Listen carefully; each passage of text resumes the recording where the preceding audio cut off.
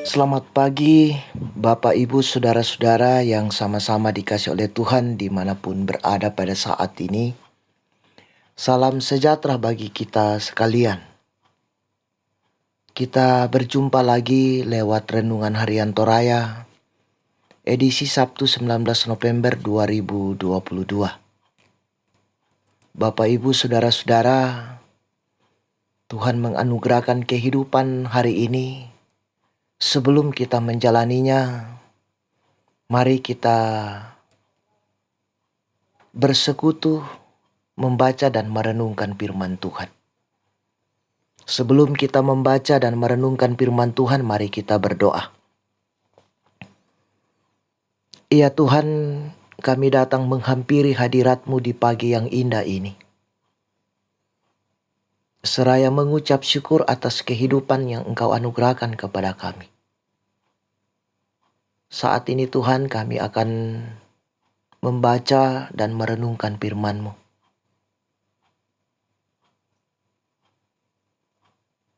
Berkati kami Tuhan, berikan hikmat sehingga kami mampu memahami firman-Mu dengan baik. Bahkan kami dimampukan untuk memperlakukannya dalam kehidupan kami. Allah Bapa di dalam sorga,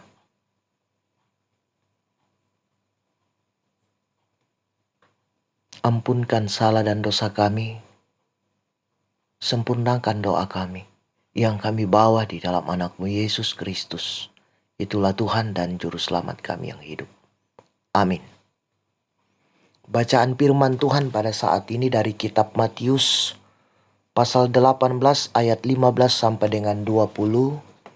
Ayatnya yang ke-18 saya akan bacakan. Firman Tuhan berbunyi, Aku berkata kepadamu, sesungguhnya apa yang kamu ikat di dunia ini akan terikat di sorga. Dan apa yang kamu lepaskan di dunia ini akan terlepas di sorga. Amin firman Tuhan. Tema kita pada saat ini, dosa itu merusak. Saudara-saudara yang sama-sama dikasih oleh Tuhan Yesus Kristus, perbuatan dosa yang tidak disembuhkan pasti akan melahirkan dosa baru. Perbuatan dosa yang beranak pinak dalam diri seseorang pasti membawa kehancuran. Bacaan kita pada saat ini Matius pasalnya yang ke-18 ayat 15 sampai dengan 20 menyajikan satu strategi untuk menolong seseorang agar sembuh dari pergumulan karena dosa. Prinsipnya adalah menuntun seseorang yang bergumul dengan dosa untuk bertobat. Untuk bisa melakukannya, seseorang harus memiliki hati seperti hati Yesus yang peduli dan ikhlas menolong orang yang bergumul dengan dosanya. Langkah-langkah konkret yang dapat dilakukan adalah pertama, tentu harus diketahui lebih dahulu pergumulan dosa yang dialami seseorang. Kemudian dengan motivasi iman dan kasih serta keberanian dilakukan pendekatan 4 mata. Mengapa dimulai dengan 4 mata? Karena pendekatan dengan 4 mata tentu dilakukan dari hati ke hati.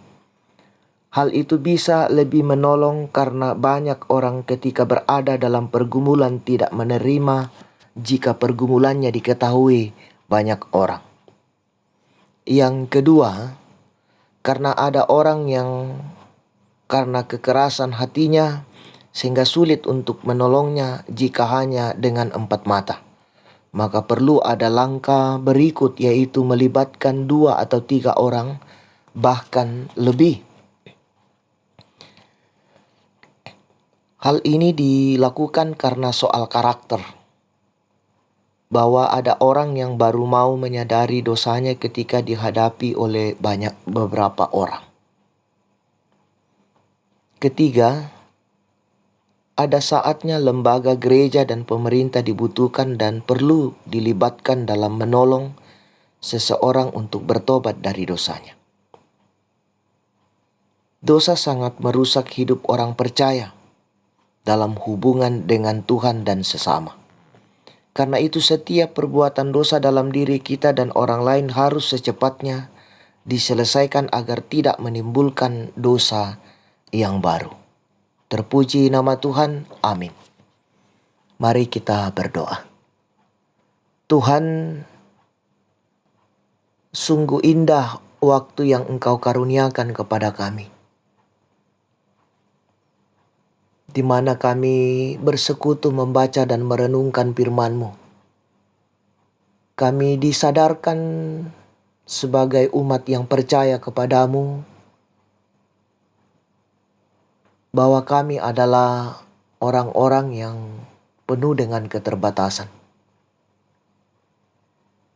Kami mesti selalu berada dalam kebenaran firman-Mu, menjalani hidup ini sesuai dan seturut dengan titah-Mu. Mampukan kami Tuhan untuk menyatakan pertobatan ketika kami melakukan kesalahan di tengah-tengah kehidupan ini. Allah Bapa dalam sorga, kami serahkan seluruh kehidupan kami hari ini Tuhan. Engkau menyertai kami dan memberkati apa yang kami kerjakan dan rencanakan dalam kehidupan kami. Berikan kesehatan, kekuatan kepada kami Tuhan, sehingga kami mampu melakukan dan menyelesaikannya. Seluruh hidup kami serahkan ke dalam tangan pengasihan-Mu. Ampunkan salah dan dosa kami. Di dalam nama Yesus Kristus, itulah Tuhan dan Juru Selamat kami yang hidup. Amin. Selamat beraktivitas, Tuhan Yesus memberkati.